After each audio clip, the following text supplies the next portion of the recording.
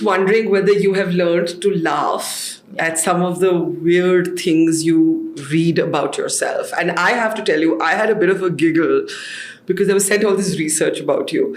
And every fifth article marries you off to somebody else over the years, right? So this is, by the way, a reflection on our media and not a reflection on you or anything else. But so Tamannaah said to marry US doctor, ? Tamannaah said to marry Pakistan cricketer, ? Tamannaah said to marry whoever is Mumbai businessman, ? etc., etc. So it goes. And by the end of this research, they were like 5 such men, 5 such articles. True or not is not the point. It was insane. I mean, it was almost like, and I think you had a great comment. You said, I'm not on a husband shopping expedition. When you read this kind of crap about yourself, right? Do you learn to laugh at it? No, it actually makes me understand that what is the mentality of people here today. Yeah, man. It's a big reflection. I'll tell you why. Say if I actually marry off to any of these people, right? In a societal environment, this is acceptable.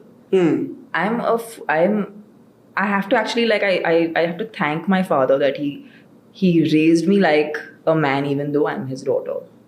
You know, like, I don't have that idea that I need a man to, like, depend complete you. No, yeah, I'm a fully like whole individual, and I don't need that. That is for a relationship is for companionship. A relationship is for fulfillment, love, for, you know, the sweeter emotions of life. And I just found it interesting. It gave me a perspective that the society, if it had its way, they would even decide who you should be with. The moment you do something that's not in the order, arranged marriage industry. Yeah, but I think that's a big problem for women today. I feel like the younger girls, some who are much younger than me and some who are my age, the peer pressure is for real. Like, but why? Like, why don't I think the emphasis on financial independence for women needs to really increase? And if I could ever do something, I think I only studied till the 10th standard. And 12th I did by correspondence. Yeah. That's because I started working very young. I knew I wanted to be an actor. I worked towards the movies that I was on board with, and it was completely my vision of what I wanted for myself. And I was a very, very, very very like clear-headed 13-year-old.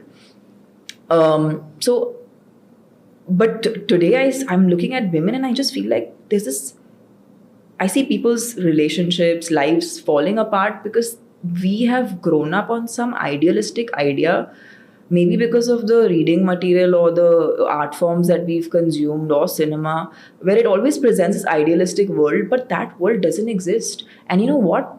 That realization I have in the recent past seen people in their 20s have, people in their 30s have, people in their 60s have. Yeah. And that mirage is going to disappear for different people at different times. When did it disappear for you? I think it disappeared last year. Because? Last year, I had a personal scenario where I realized that there is no time bomb.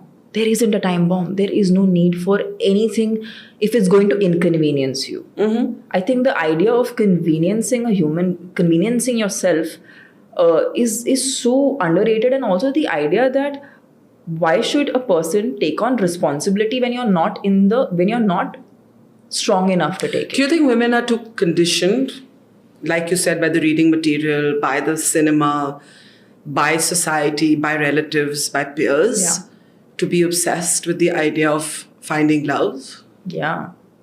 I feel like you're always, if you're like a halfway evolved person, you haven't fully figured out yourself, you're always going to find a compromised version of yourself in your partner.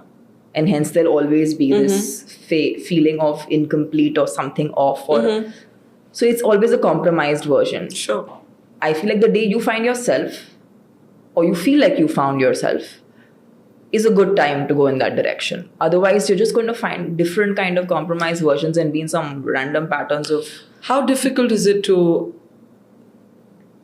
get asked about your personal life? I know you've done a spate of interviews about your relationship with Vijay Varma.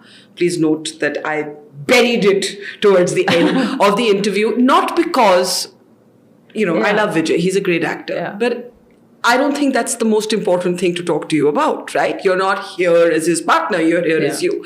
My question is slightly different. My question is, the number of questions you will get asked to explain that relationship. I was seeing, questions that, ask you about whether you've had sex on your first date and things like that. Some are really the realm of bizarro questions. Like, I don't even know how people ask other people this question. And I pretty much ask everybody anything I want. Sure. And I would not talk like that. Is it tough? Is it tough to have like a personal relationship, for instance, with Vijay under the microscope, reading about yourself in, online? Yeah.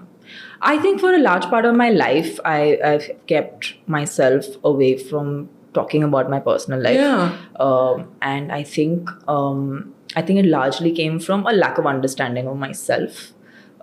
Today, I feel complete and whole and happy and peaceful and joyful, where I feel that whatever I speak comes from a place of heart, and I feel like the one thing that always connects with people is heart. I also came to a point where I felt like I didn't feel the need to hide. No, So exactly. That's exactly You the live reason. your life on your I just terms. came to a place where I was happy to. But you speak. can't always be. No, of course not. You can't have a reductionist conversation which is all about who you're dating, right? Yeah, and likewise for him, it isn't just for women. Oh, I really think for actors, it's great table conversations. So always everyone wants to know who they're dating and who's in it's their the lives. gossip for dinner for people. Yes. It's random.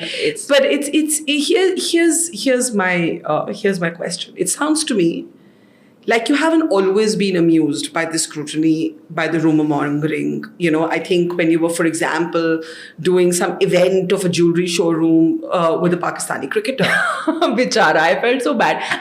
But you had... Sorry, I have to laugh. No, please laugh. I am an individual. I don't have any responsibility. He's married with 2 kids. Yeah.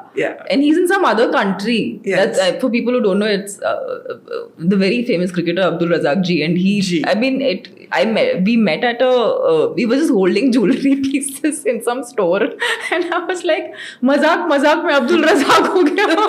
And I was like, I felt bad for him. Honestly, I felt bad for him because he has a family. You should have stayed with that. I'm saying this is very prejudicial. I think that's the word you use. This is prejudicial. This is ill-informed. And all of it is funny when you look back at it. Like, common sense kidhar hai? I mean, how can someone, when did they write, didn't they check how old is he or what's his life? And the fact that he's in an absolutely different country. Yeah, but you are still in an industry where there still used to be speculation about whether women work after getting married. I mean, we're still in that level of... I have been in arranged marriage proposal situations where I have been told that it's great, you've achieved so much. We're so happy that you're such a big star, but... Really? But you have to stop. And you have said what? And I have said no.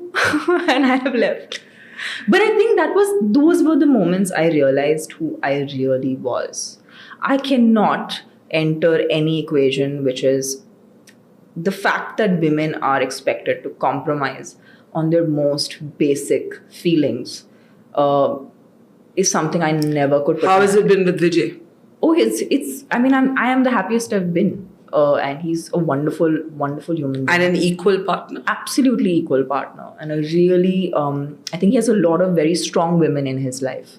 And I feel like that's what it takes. When there are strong women around you and you respect those women, you'll always respect your woman then, And I feel like that's what we as a generation need to do. Make sure that when we have sons, we teach them how to treat women instead of asking women how they should behave with men around them, So the men need and it's just nice to see people happy and of course that's wonderful.